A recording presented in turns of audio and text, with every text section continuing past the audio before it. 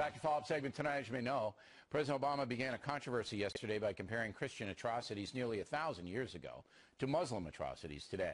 Soundbite has been played over and over and over, but just in case you didn't see it, here it is.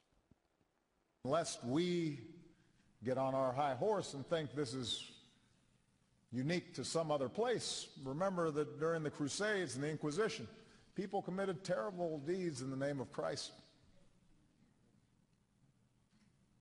In our home country, slavery and Jim Crow all too often was justified in the name of Christ.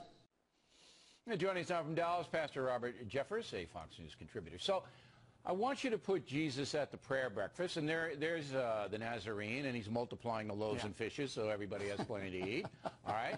And he hears this from the President of the United States. How do you think Jesus would react? I would imagine that Jesus would be outraged that the president would willfully mischaracterize a movement like Christianity that bears Christ's name. I believe that Jesus, who said it would be better to be cast into the sea than to harm a child, would be incensed that Obama would dare link Christianity to ISIS, an organization that tortures children, buries them alive, and crucifies them. But Bill, I would imagine. Let me play devil's advocate here, pardon the pun. He didn't compare Christianity to Islam in the sense that he was giving a moral equivalency. What he did say was, in the name of Christ, he used the word Christ, the Redeemer, that wars were launched, certainly true, no doubt about it, and that there was a period of inquisition where people were tortured if they wouldn't renounce what the torturers felt was heresy. That's historical fact. But it happened a long time ago. So I'm saying that's not the point, Bill. Go ahead. Bill, that's not the point. I keep hearing people say it happened a long time ago, but it did happen, and you're absolutely correct about that. But let's put that in perspective. The president mentioned the Inquisition. The Inquisition lasted 450 years. There were 2,200 people who died. That's about 5 a year. More people died on 9/11 one day at the hand of Muslim terrorists than in all of the Inquisition. And you know, I hear people talk about Christians who commit these abortion clinic bombings.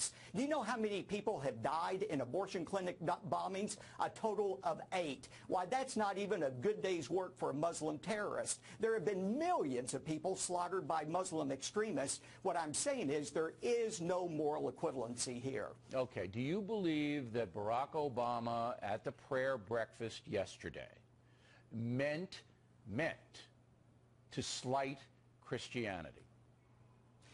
Absolutely. And let me tell you what his real goal is. His real goal in stepping up there was to deny the relationship between terrorism and Islam, and the way he was going to do it would be by demeaning and degrading the Christian faith. It's kind of like a verbal sleight of hand trick, Bill. Instead of focusing on ISIS burning people alive and burying kids, let's focus instead on these Christians and the terrible things that they've done. He knew exactly what he was doing, and he should be ashamed of himself. Didn't he know that people like you, to some extent me, were going to come after him, and that it was going to be very hard for him to defend his position? Did he know that? He knew that, and he doesn't care. Look, people have asked me, am I offended by what the president said? Yes, I'm offended as a Christian, but as an American, I'm alarmed that we have a president who will not acknowledge the root cause of the threat that we are facing. You've been comparing night after night this movement to Nazism. Look, the Nazis were trying to establish the master race. Islamists are trying to establish the master faith. We better wake up and realize what's going on here. All right, Pastor, thanks. As always.